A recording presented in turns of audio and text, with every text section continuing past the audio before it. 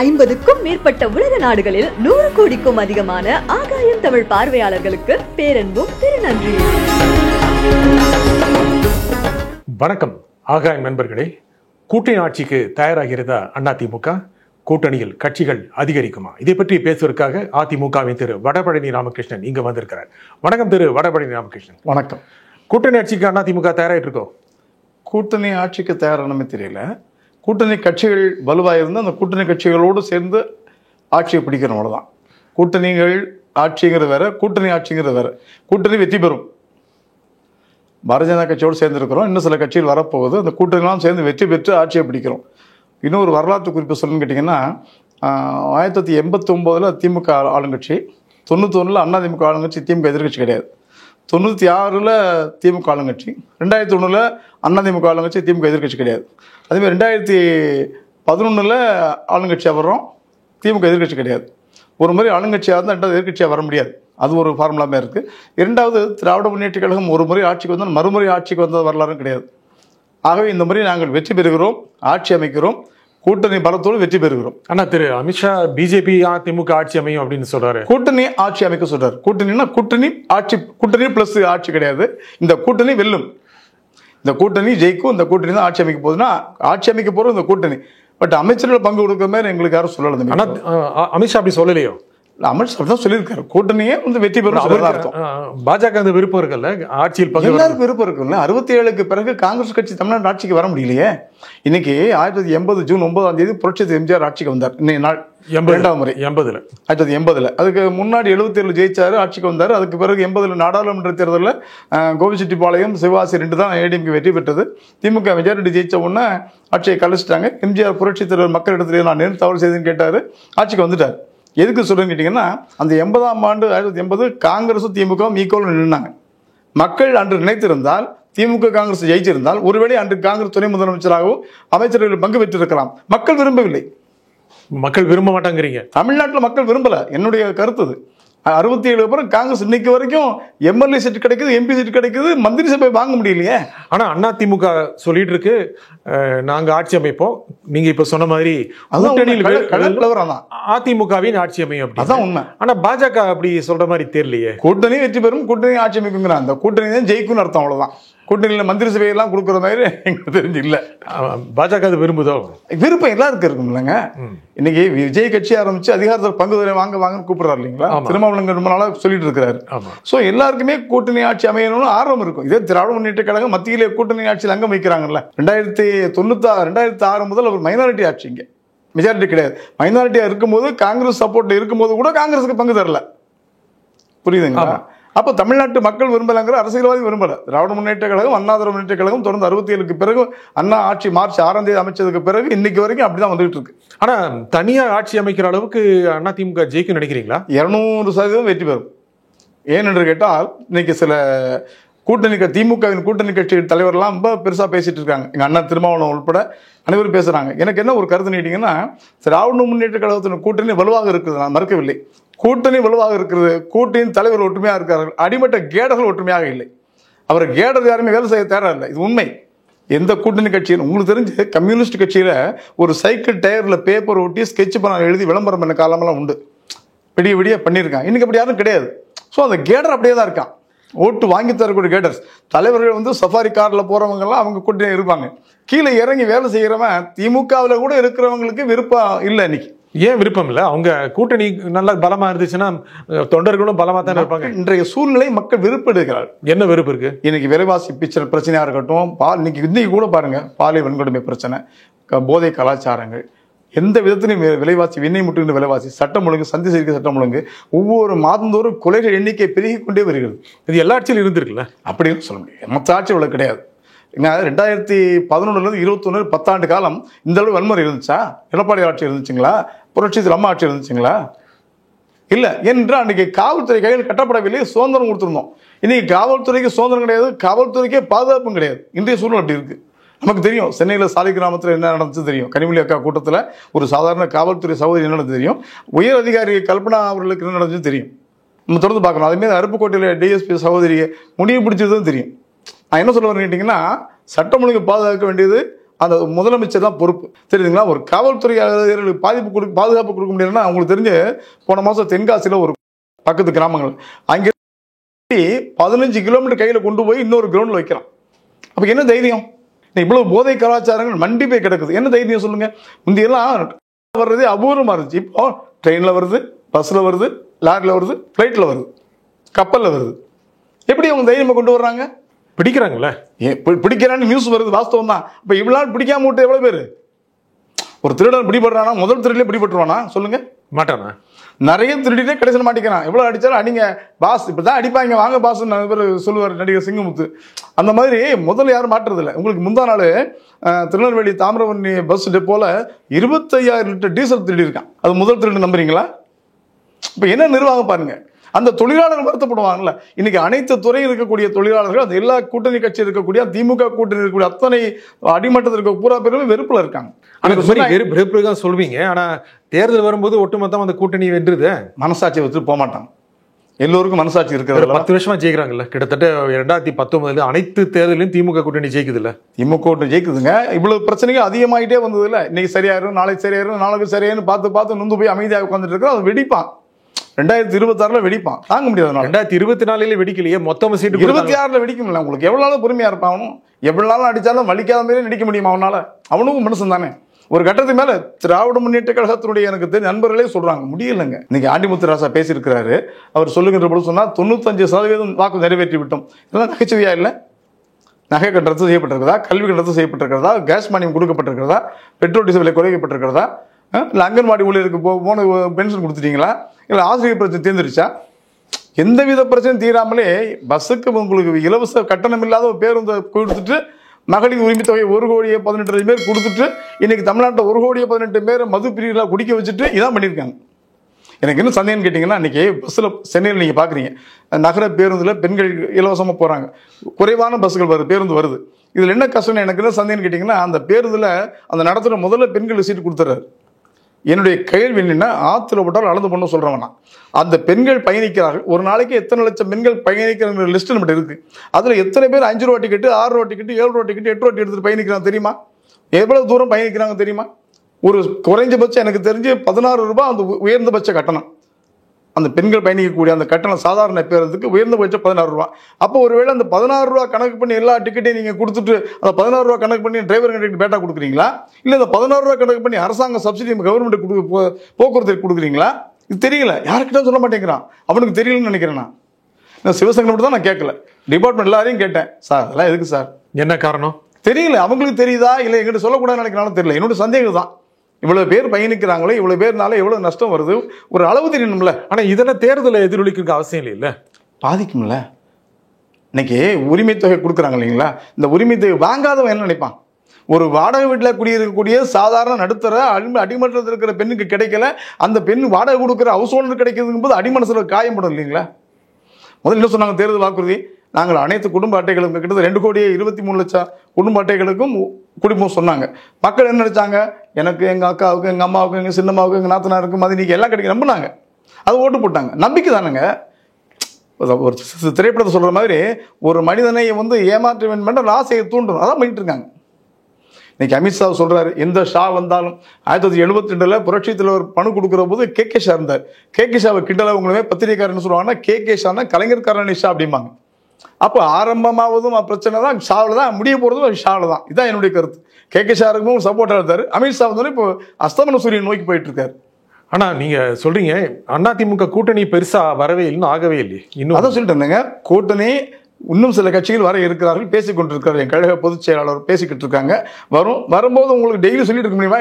என்ன daily TCR ரிப்போர்ட்டா, என்ன daily collection report தேட்டர்ல இன்னைக்கு இவ்வளவு ஓடி இருக்கு வசூல் சொல்றதுக்கு? கழக பணி நடந்துட்டு இருக்கு. பொதுச்செயலாளர் கட்சிகள் இருக்குன்னு தெரியும் நமக்கு எல்லா பெரிய கட்சி. நான் உங்களுடைய கேள்விக்கு தான் முதலே சொல்லிட்டேன். திமுக கூட்டணி கட்சிகள் அங்கே இருந்தாலும் கூட கேடர்ஸ் எல்லாம் இங்க இல்ல, குறைஞ்சிட்டு இருக்காங்க. அதனுடைய வெளிப்பாடாக அந்த உள் 2ஆம் கட்ட 3ஆம் கட்ட தலைவர் பேசும்போது மேல்மட்ட தலைவர் சிந்திப்பாங்க. இந்த கூட்டணி பலமா இருந்தாலும் கூட்டணி அமையாட்டாலும் அதிமுக அணிக மக்கள் 2016 புரட்சி தலைமா 234 தொகுதி ரெட்டல் இன்னும் ஜெயிச்சாங்களா இல்லையா? 2016 234 தொகுதி தமிழக வரலாற்றில் எந்த கட்சியும் இந்த மாதிரி ஜெயிச்சது இல்லைல்ல.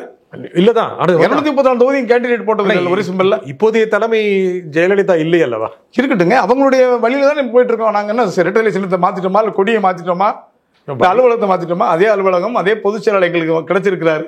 அவர் தன்னுடைய சிலுவம்பாளையத்திலிருந்து கிளை செயலாளர் படிப்படியா வளர்ந்து இன்னைக்கு அந்த இடத்துக்கு வந்திருக்கிறார். திராவிட முன்னேற்ற கழகத்தை வருவார் சொல்ல முடியுமா? இல்லைங்களா? அங்க வந்து ஒரு குடும்ப வாரிசு. அவர் கருணாநிதி சார் இருந்தாரு, உதய ஸ்டாலின், அதுக்கப்புறம் உதயநிதி, அப்புறம் இன்பநிதி, இப்படிதானே போயிட்டு இருக்கு. இப்ப நான் தைரியமா சொல்றேன், எங்களை எடப்பாடியார் இன்னைக்கு பொதுச் செயலாளர் இருக்காரு. இன்னும் கொஞ்ச நாள்ல வேற யாராவது வருவாங்க அடுத்த தலைமுறைக்கு, உத்தரவாதம் தர முடியும். இப்பவே நீங்க மாத்துறீங்களா? இப்பவே தலைமையை மாத்துறீங்க நீங்க? சொல்றேன், எதிர்காலத்தை சொல்றேன் நான். சரி, அவர் 70 வயசு வச்சுங்க, 95 வயசு ஆகும் போது நான் வேற ஆள் வருவாங்கல்ல, ஜெனரேஷன் தயார். அந்த கட்சியில வாரிசு கிடையாது சொல்ல வரேன். குடும்ப வாரிசு, ஒரு வாரிசு மன்னராட்சி கிடையாதுங்க. அதிமுக எம்ஜிஆர் இருந்தாரு, நடத்திட்டு இருந்தாரு. அவர் இருக்கும்போதே கூட பாவு சார்முகம் அவர்கள், ராகவானந்த் அவர்கள்லாம் நாவலர்லாம் பொதுச் செயலாளர் இருந்தாங்க.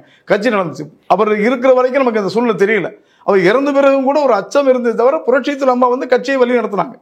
17 லட்சம் தொண்டர் உருவாக்கப்பட்ட இயக்கம் புரட்சித்தில் அம்மா வந்த பிறகு கிட்டத்தட்ட 1.5 கோடி தொண்டர்களை வலுவாக கொண்டு வந்து வச்சாங்க. தமிழகத்தில் 37 நாடாளுமன்ற உறுப்பு வெற்றி பெற வைத்தும் ஒரே சிம்பிளை நிற்க வச்சு 2016 234 தொகுதியை ரெட்டர் நிற்க வச்சோம். நீங்க திமுக தைரியம் இருக்கிறதா? இப்போ அதிமுக தைரியம் இல்லையே. இருக்கு, இப்ப இருக்கு, இருக்கு சொல்ல வரேன். நீங்க திராவிட முன்னேற்ற கழகம் தன் சொந்த வரலாற்றிலேயே ஒரு முறை கூட திரைன்றது கிடையாது. இப்ப நிக்க சொல்லுங்க, நாங்க கூட்டணி தனியா நிக்கிறோம், சந்திப்போம். இல்ல நான் தயார். இல்ல, இப்ப எந்த கட்சியுமே கூட்டணி இல்லாம நிக்க முடியாது. கட்சி இல்லங்க, நீங்க இவ்வளவு சாதனை செஞ்சுன்னு சொல்றீங்கல்ல. ஆண்டி முத்துராஜா சொல்றாங்க 95% வாக்கு நிறைவேற்றப்பட்டு தைரியம் இல்லைங்க. நீங்க சொல்றீங்கல்ல, நாங்க எல்லாம் செஞ்சுட்டோம், நில்லுங்க பாப்போம். அண்ணா, திமுக கூட்டணி அப்படி இருக்கு, இந்த இருக்குங்கிறது உண்மைதான். இன்னைக்கு இருக்கு. ஆனா இன்னும் கூட்டணிக்கு வராதவர்கள் பாமக ஜூன் 9ஆம் தேதி இருக்கு. அதிமுக கூட்டணி வராதவர்கள் கூட்டணி இன்றைய ஜூன் 9ஆம் தேதி இருக்குங்க. 10 இருக்கும்ல, சொல்ல முடியாது. ஏன் அப்படி சொல்றீங்க? அது காலத்தின் கட்டாயம். என்ன கட்டாயம் இருக்கும்? என்ன வேணா நடக்கலாம். என்ன நடக்கும்? யார் வேணாலும் வெளியே வரலாம். யார் வருவாங்க சொல்லிட்டு வருவாங்க, வருவாங்க. நான் அதெல்லாம் குறிப்பிட்டு சொல்ல மாட்டேன், வரலாம். இல்ல, அவங்க ரொம்ப சிமெண்ட் போட்ட மாதிரி நம்ம உறுதியாக போட்டு ஒட்டினா கூட வந்துருவாங்க. மனசு உடஞ்சு போச்சுன்னா ஒண்ணும் இல்லைங்க, அவசியம் இல்லையே. ரொம்ப வெற்றி கூட்டணியில இருக்காங்க. வெற்றி கூட்டணி மாயதான். அது வெற்றி கூட்டணி தைரியம் இல்லாம தான் உள்ளுக்குள்ள அவங்களுக்குள்ள பயம் தெரியுது இல்ல. அதிமுக கூட்டணி இருக்கு, பாஜக இருக்கு, பாமக வருமா, வர வாய்ப்பு இருக்கு, தேமுதிகவும் வர வாய்ப்பு இருக்கு. இன்னைக்கு இருக்கிற தேதிகள்ல விஜய் தனியா போயிருவாங்க மாதிரி தெரியுது. இந்த மாதிரி அணிகள் பிரிந்து கிடந்தால் ஆடுகின்ற திமுக கூட்டணிக்கு வெற்றி எளிதாகி போயிரும்ல. நான் முதலே சொன்னேன், திமுக கூட்டணி கட்சியில் இருக்கக்கூடிய கேடர்ஸ் பூராமே அதிமுக ஓட்டு போடுவான். அந்த அளவுக்கு நொந்து போயிருக்கிறான். யதார்த்தம் நான் சொல்றது, கள நிலவரம். அவர் எந்த அளவுக்கு பாதிக்கப்பட்டிருக்கிறார் நிலவரத்தை சொல்றேன். இன்னைக்கு எங்க பார்த்தாலும் ஊழல், எங்க பார்த்தாலும் சீட்டிங் பண்ணிட்டு இருக்காங்க. இவ்வளவு ஃப்ராடு பண்றாங்க தெரியுது அவங்களுக்கு. இதுக்காக நாங்க ஓட்டு போட்டோம், இதுக்காக நம்ம ஆட்சியை கொண்டு வந்தோம் தோணுதில்லை அவங்களுக்கு. கேடர்ஸ் நினைக்கிறான்ல, நீங்க விடுதலை சிறுத்தை கட்சிக்காரன் ஒரு கொடியேற்ற முடியலன்னு உள்ளுக்குள்ள தொண்டை கவலைப்படுவான்லங்க. தலைமை கவலைப்பட வேண்டாம். தலைமைக்கு வந்து அவர் ஸ்டாலின் வேணும்னு இருக்கலாம், அடிமட்ட தோணும். எங்க ஊர்ல கொடியேற்ற முடியலையே சொல்லுவாங்க. நீங்க அதான் சொல்லி கொடுத்தீங்க, அத்துமீறு அடங்குமறு சொல்லி கொடுத்தீங்கல்ல. அவர் ரெடியா இருக்கான். நாளைக்கு அத்துமீறுவா அடங்குமறுப்பா உனக்கு கேட்க மாட்டான். எங்க என்ன அதிமுக ஓட்டு போட்டுருவா ரெட்டலை. யதார்த்தம் தான். கம்யூனிஸ்ட் தொண்டர்களா இருக்கட்டும் எவ்வளவு பிரச்சனையை பார்த்து தொடர்ந்து. அன்னைக்கு சண்முகம் அவர் ஒரு பிரச்சனையில பேசுறாரு, நம்முடைய மாண்புமிகு இந்து அறநிலையத்துறை அமைச்சர் சொல்றாரு, அவர் என்ன கேட்கறோம் செஞ்சு கொடுத்துருவோம். இப்படியே பேசுற ஒரு அமைச்சர் பொது வெளியில என்ன பண்ணிட்டு போங்க, பொது வெளியில பேசலாமா? அப்ப மெச்சூரிட்டி இல்லை அவங்களுக்கு. ஜெயிச்சிருவோம் நம்பிக்கை இருக்க தவிர ஆத்மார்த்தமா நம்பிக்கை இல்லை. வெளியே பேசிட்டு இருக்காங்க. 200 சீட் ஜெயிப்பேன்னு சொல்றாங்களே திமுக. சொல்லலாங்க, சொல்லுதல் யாருக்கும் எளிய அறியாவாம், சொல்லிய வண்ணம் செயல் இல்லைங்களா? நாளைக்கு வந்து வள்ளுவருடைய பிறந்த நாள், நாளைக்கு அனுச நட்சத்திரம், வைகாசி மாசம். அதான் வள்ளுவருக்கு சொல்றேன் உங்களுக்கு. 200 ஜெயிக்க மாட்டாங்களா? வாய்ப்பே இல்லைங்க. அதான் முதல்ல சொல்லிட்டாங்களா, திமுக எப்பெல்லாம் ஆட்சி இருந்திருக்கிறதோ அடுத்த முறை எதிர்க்கட்சி அந்தஸ்தே வந்ததில்லை. இந்த மாறுமோ? கண்டிப்பா அதேதான் மாறாது. 89 ஆட்சி இருந்தது, 91 புரட்சி தலைமை முதலமைச்சர் முதல்ல ஆகும்போது திமுக எதிர்கட்சி இல்லை. அதேமாரி 96 இருக்காங்க, 2001 அதிமுக ஆட்சி வருது, திமுக எதிர்கட்சி இல்லை. 2006 இருக்காங்க, 2011 ஆளுங்கட்சி அதிமுக வரும்போது திமுக எதிர்கட்சி இல்லை. அப்ப இந்த முறை ஆளுங்கட்சி இருக்கு, எதிர்கட்சி வராது. எப்படி 200 சீட் வரும்? 20 இருந்தாலும் பெரிய விஷயம், 23 வந்து எதிர்கட்சி இல்லைங்களா?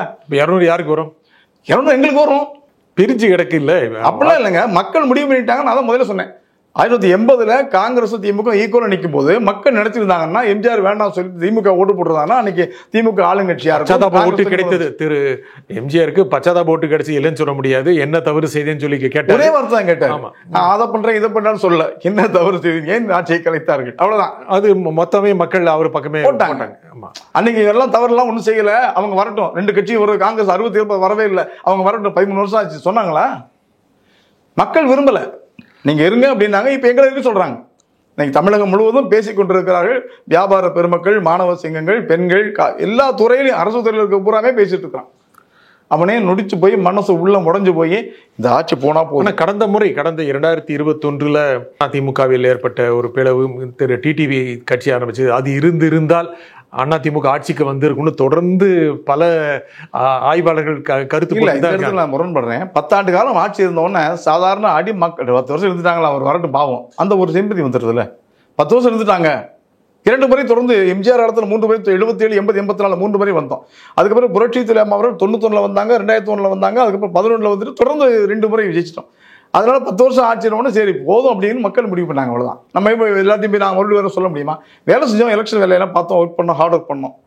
கூட்டணி பலம் மட்டும் கிடையாது. இன்னொன்று சொல்லணும்னா, இன்னைக்கு விசாகம் முருக பக்தர் பசுமன் முத்துராமலிங்க தேவர் அவர்களுக்கு நாங்கள் 13 கிலோ தங்க கவசத்தை செய்து வழிபாடு நடத்தினோம்.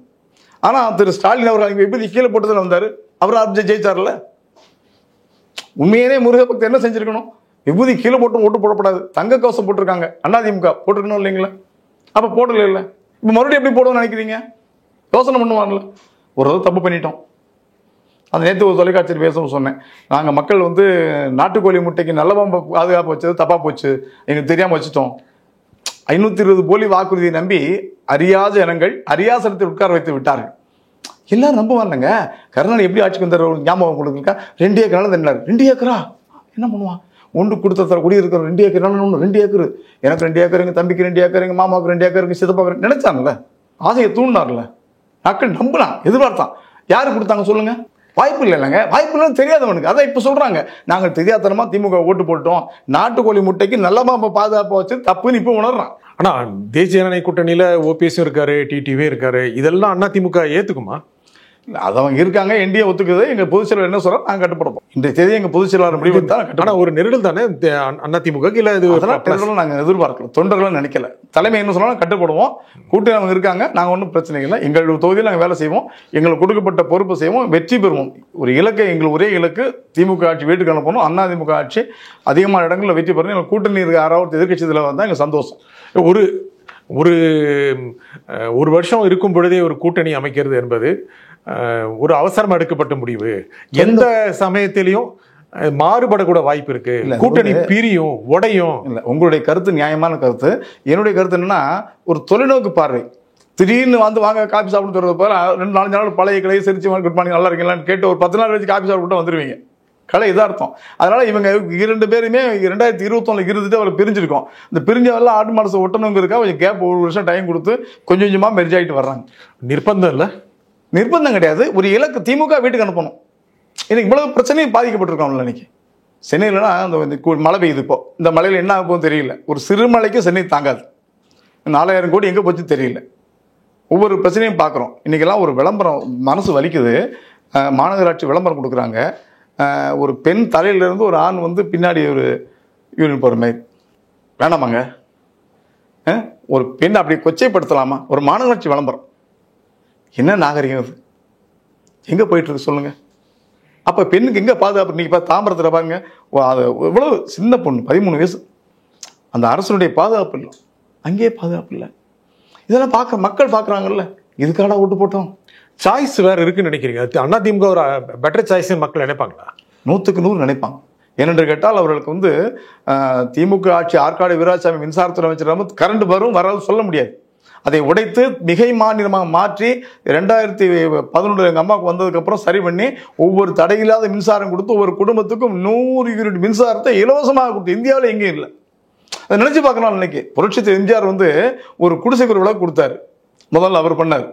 அம்மா என்ன பண்ணாங்கன்னா, சரி இன்னும் எல்லாருக்கும் 100 யூனிட் ஃப்ரீன்னு கொடுத்தாங்க. ஏழை பணக்காரன், திமுக, அதிமுக, விடுதலை வைக்கோ யாரையும் பார்க்க எல்லா இடத்துக்கும் 100 யூனிட் ஃப்ரீ கொடுத்தாங்களா இல்லைங்களா? இன்னைக்கு கரண்ட் எப்போ வரும்னு தெரியல. அதை நினைக்கிறாங்கல்ல மக்கள். மின்சார பிரச்சனை இருக்குங்க, இப்ப இருக்குங்க. இல்ல ரிப்போர்ட் ஆகவே இல்லையே. நிறைய இடங்கள் இருக்கு, அரசு பொருசலா இருக்கு. மொத்தம் பத்திக்கும் போது உங்களுக்கு தெரியும்.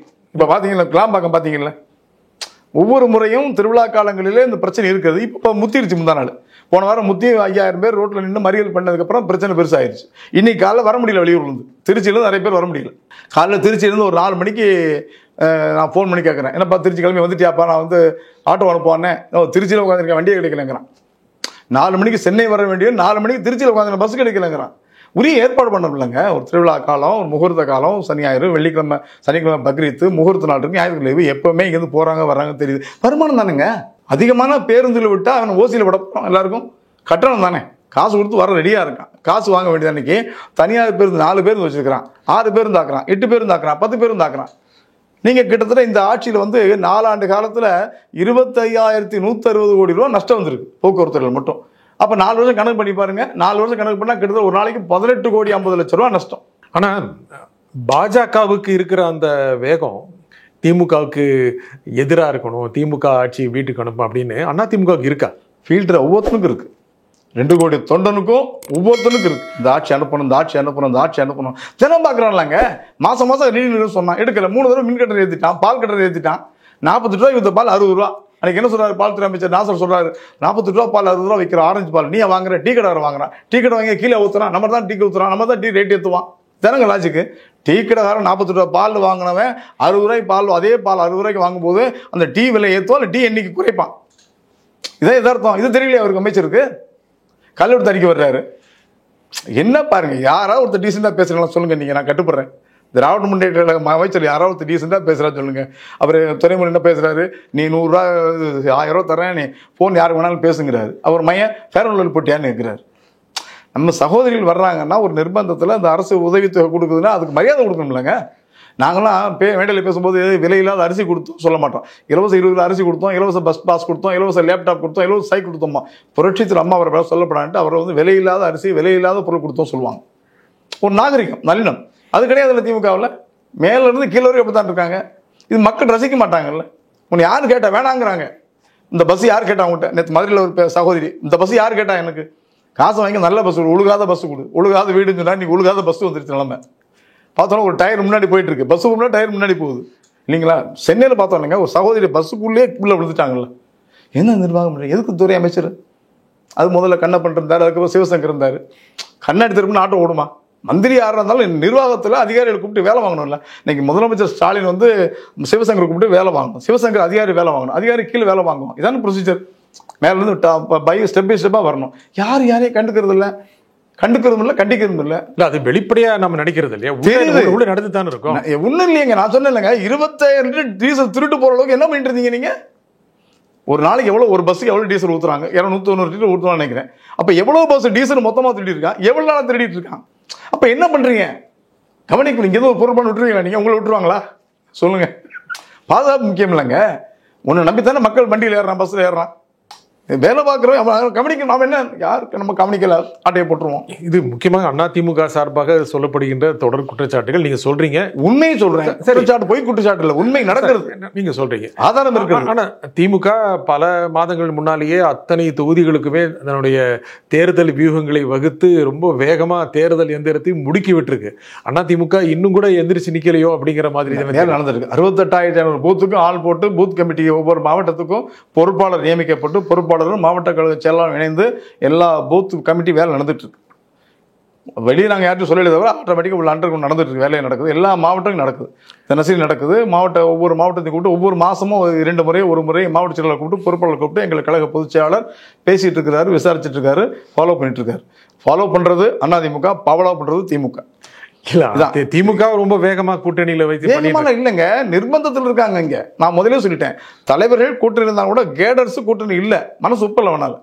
அன்னைக்கு தேர்தல் நேரத்தில் 10,000 20,000 பணம் கொடுத்தா வாங்கி வீட்டில் வச்சுட்டு போய் படுத்துக்குருவான், வேலை செய்ய மாட்டான். பாஜக கூட்டணியிலிருந்து சொல்றாங்க விஜய் வருவார் கூட்டணிக்கு அப்படின்னு. அது என்ன முடிவு பண்ணலாம்? பாஜக சொல்றாங்க அது அவர் சொந்த கருத்து. அவர் விஜய் எடுக்க வேண்டிய, நான் அதை சொல்ல முடியாது. நயினா நாகேந்திரன் தான் சொல்றாரு. பாஜக கருத்து நான் சொல்ல முடியாது. இல்ல எங்கள் பொதுச் செயலாளர் என்ன செய்யறாரு? எதுக்கு கேட்கிறேன்னா, நீங்க ஏத்துப்பீங்களா அந்த மாதிரி நான் உங்களை தர்மசங்கரத என்ன கேட்கிறேன்னா, பாஜக மாநில தலைவர் சொல்றாரு விஜய் வருவார், வர வாய்ப்பு இருக்கு அப்படின்னா வரலாம். இன்னும் கூட்டணி பெருசாகும், இன்னும் கூட்டணி பெருசாகும். நிறைய கட்சிகள் இருக்கு, என்ன நிறைய இடங்கள் எல்லாமே கொடுக்கணும். இன்னும் பெரிய அளவுக்கான அது வந்தால் பிரச்சனையா சாதகமா பாதகமா? இல்ல, மக்களுக்கு ஒன்றும் பிரச்சனை இல்லை, எங்க கட்சிக்கு ஒன்றும் பிரச்சனை இல்லை. எங்களுக்கு குறைந்தபட்சம் 150 இடம் வெற்றி பெறுவோம். 150, 140, 136 வரைக்கும் எங்களுக்கு கேரண்டி. கூட்டணிலாம் பிரிச்சு கொடுத்தது போக நாங்கள் தனியாக இருந்தா கூட அது உத்தரவாதம். புரட்சித்தில் எம்ஜிஆர் 77 ஜெயிச்சதை விட 80 கூட பஸ் ஜெயிக்கிறாரு. இவனே எம்ஜிஆர் இப்போ இருக்காரு, அம்மா இருக்காரு, இன்னும் எங்கள்கிட்ட வாழ்ந்துக்கிட்டு இருக்காங்க. இன்னைக்கு கூட புரட்சித் தலைவரை பற்றி பேசிட்டு புரட்சித் அம்மா பேசி தான் எல்லாருமே பேசுகிறோம். சாதாரண அடிமட்ட தொண்டன் பேச்சாளர்ல இருந்து பொதுச்செயலர் எடப்பாடியார் வரைக்கும் அவங்க பேசாம யாரும் பேசுறது இல்லை. ஆனால் வாக்குமி கொஞ்சம் கொஞ்சமா செதறிடுச்சுல்ல, மறுக்க முடியாதுல்ல. இல்ல செதறல, குறைஞ்சிருக்குன்னு சொல்றீங்க, மறுபடியும் வேற ரூபத்தில் வந்துடும்ல. திரு எடப்பாடி பழனிசாமி சொல்றாரு, பிரிந்தவர்கள் அவர்கள் பிரிந்துதான் போனார்கள், கட்சியில பிளவு கிடையாது, பல தடவை சொல்லியிருக்காரு. ஆனா 1% 2%, 1-2% இப்படிங்கிறது எல்லாமே ஒரு சரிவு தானே. பின்னாடி வேற வந்து சேர்ந்துட்டு இருக்காங்கல்ல. நீங்க சொல்றது கரெக்ட். இவன் போயிட்டு இன்னொரு வருவாங்க எங்களுக்கு. இன்னும் நான் முதலே சொல்லிட்டேன், மற்ற திமுக கூட்டணியில் இருக்கிற அந்த கேடர்ஸே எங்கள்கிட்ட ஆதரவு தெரிவிக்கிறான்னு சொல்லிட்டேன். இவன் 4 பேர் போனா இங்க 14 பேர் வர்றான். ஆனா கட்சியில ஒரு முக்கியமான அடையாளங்களாக இருந்த திரு தினகரனோ திரு ஓ பன்னீர்செல்வமோ இல்லாத எல்லாமே கட்சிக்கு இழப்பு தானே. அதெல்லாம் யார் எங்க இந்த கட்சியில ஆரம்பியர் இருந்தாரு, STS இருந்தாரு, KAK இருந்தாங்க, திருநாவுக்கரசு இருந்தாரு, எல்லாம் அப்போலாம் இருந்தாங்க, ஜாம்பவன் தான் இருந்தாங்க. கட்சி இன்னைக்கு இருக்கா இல்லையா? திருநாவுக்கரசு போகும்போது கிட்டத்தட்ட 10 நாடாளுமன்ற உறுப்பினர் போனாங்க, ராஜ்யசபா உறுப்பினர் சேர்த்து போனாங்க. இன்னைக்கு கட்சி இருக்குல்ல. அதனால இது ஒரு பெரிய ஆலமரம், யார் வேணாலும் வருவாங்க போவாங்க, கட்சி இருக்கும். இந்த கட்சிக்கு யார் வேணாலும் அந்த கட்சியை தாங்கி பிடிக்கிறதுக்கு, அந்த கட்சியை வழிநடத்துறதுக்கு ஒரு பொதுச்செயலர் வருவார். மறுபடியும் இப்போ 70 வயசு ஆச்சு எங்கள் அண்ணனுக்கு எடப்பாடியாருக்கு. 95 வயசு ஆகும்போது இன்னொருத்தர் கூட உட்காந்துருப்பார். அவரு சொல்ல மாட்டேன், இவன் தான் கிடையாது, யாராவது வருவான். அதாவது ஒன்று தெரிஞ்சு சின்ன உதாரணம் பாருங்க, 100 தென்னை மரம் வச்சிருக்கிறோம் வீடுகளில், தோப்பு வச்சிருக்கிறோம். 100 தென்னை மரத்தில் 10 தொழிலாளர் இருக்காங்க. குறுக்க போவான் வருவான். ஒரு தேங்காயோ ஒரு தென்னை மட்டும் ஒருத்த மேலே விழுகாது. உண்மைது. ஏன்னா அந்த மரம் சத்தியத்துக்கு கட்டுப்பட்டது.